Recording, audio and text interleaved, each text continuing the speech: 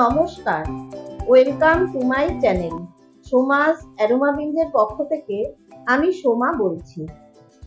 মাছের মাথা দিয়ে যেমন পুঁই শাক খেতে ভালো লাগে, তেমনি চিংড়ি মাছ দিয়েও পুঁই শাক খেতে ভীষণই ভালো লাগে। আমার আজকের রেসিপি চিংড়ি মাছ দিয়ে পুঁই শাকের তরকারি।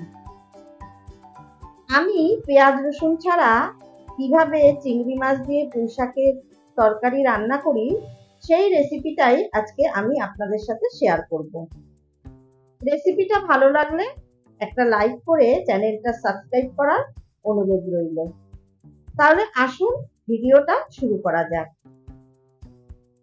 চিংড়ি মাছ দিয়ে পুঁই শাকের তরকারি রান্না করার জন্য আমি এখানে কিছু সবজি কেটে নিয়েছি।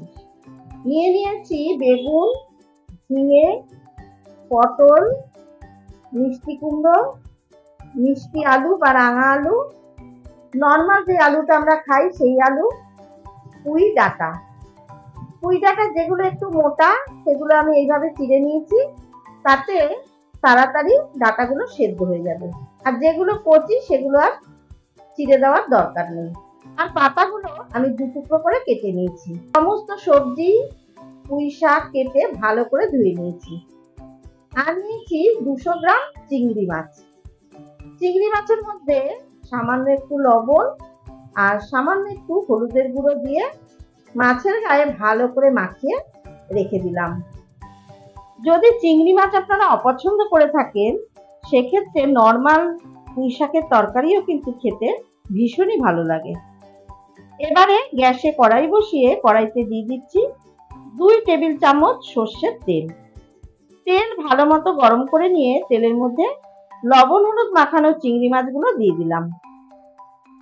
এবারে মিডিয়াম ফ্লেমে মিনিট 3 সময় ধরে চিংড়ি মাছগুলো ভেজে নেব।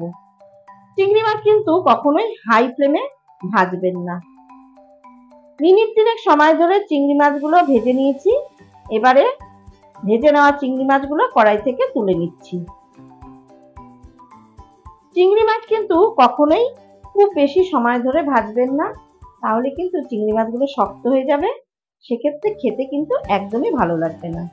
এবারে ওই তেলের মধ্যে আরো 1 চামচ পরিমাণে সর্ষের তেল দিয়ে দিলাম।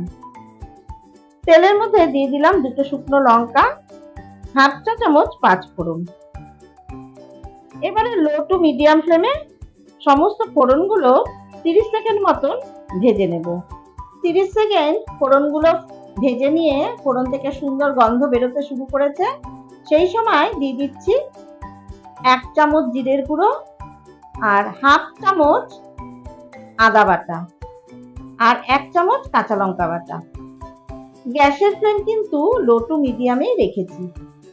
সমস্ত মশলা মিনিট 2 সময় মতন ভেজে নিয়ে দিয়ে দিচ্ছি আগে থেকে ডুম করে কেটে নেওয়া আলু, মিষ্টি আলু আর কুমড়ো।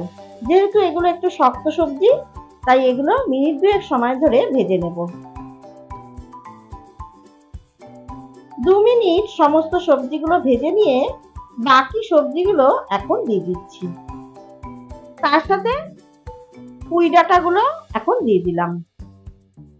যেহেতু পুঁই ডাঁটাগুলো একটু শক্ত, এবারে হাই ফ্লেমে সমস্ত সবজিগুলো 3 থেকে 4 মিনিট ভেজে নেব।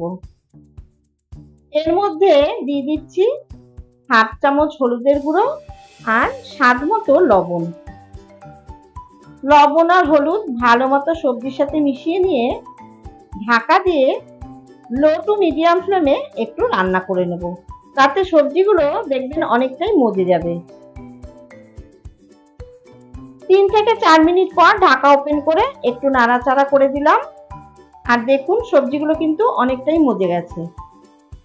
এবারে দিয়ে দিচ্ছি 4টে কাঁচা লঙ্কা, স্বাদ মতো চিনি আর ভেজে নেওয়া চিংড়ি মাছগুলো। এবারে ভালো মতো নেড়েচেড়ে দিয়ে আমি পুঁই শাকগুলো এর মধ্যে দিয়ে দিচ্ছি।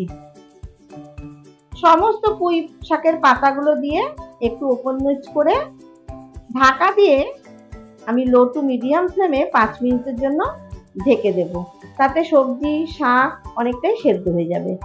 আর এর মধ্যে কিন্তু আলাদা করে জল দেওয়ার একদম প্রয়োজন নেই। শাক আর সবজি থেকে যে জলটা বেরোবে সেই জলেই রান্নাটা সুন্দর হয়ে যাবে। 5 মিনিট পর ঢাকা ওপেন করে একটু ওপর নিচ করে দেব। আর দেখুন শাকটা কিন্তু অনেকটাই মজে গেছে। আবার ঢাকা দিয়ে দিলাম লো টু মিডিয়াম হিটে, তাতে সবজি আর শাক সুন্দর সেদ্ধ হয়ে যাবে। কিছুক্ষণ পর মানে এই 6-7 মিনিট পর ঢাকা ওপেন করে হাই ফ্লেমে এবারে ভালো করে ওপর নিচ করে দিচ্ছি। আর দেখুন শাক আর সবজি থেকে কিন্তু যথেষ্ট জল বেরিয়েছে, তাই আলাদা করে জল দেওয়ার কোনো দরকারই পড়েনি। ভালো করে নেড়ে চেড়ে দেখে নিলাম সবজি ডাটা সুন্দর সেদ্ধ হয়ে গেছে। এবারে হাই ফ্লেমে ভালো করে নাড়াচাড়া করে সম্পূর্ণ জলটা ভালোভাবে টানিয়ে নিয়ে একটু ভাজা ভাজা করে নেব। তা না হলে কিন্তু ঠান্ডা হলে শাক থেকে জল ছাড়বে, সেক্ষেত্রে কিন্তু তরকারিটা খেতে একদমই ভালো লাগবে না, একটু জলসা জলসা লাগবে। কিন্তু দেখুন ভালো করে ভাজা ভাজা করে নিয়েছি, এর মধ্যে কিন্তু একটুও জল নেই, সম্পূর্ণ জলটা টেনে গেছে। চেষ্টা করবেন শেষে এইরকম একটু ভাজা ভাজা করে নেওয়া। আমাদের চিংড়ি দিয়ে পুঁই শাকের তরকারি একদম তৈরি। এবারে গ্যাসের ফ্লেম অফ করে দিলাম। গরম গরম ভাতের সাথে অথবা ডালের সাথেও এরকম চিংড়ি মাছ দিয়ে পুঁই শাকের তরকারি খেতে কিন্তু অসাধারণ লাগে।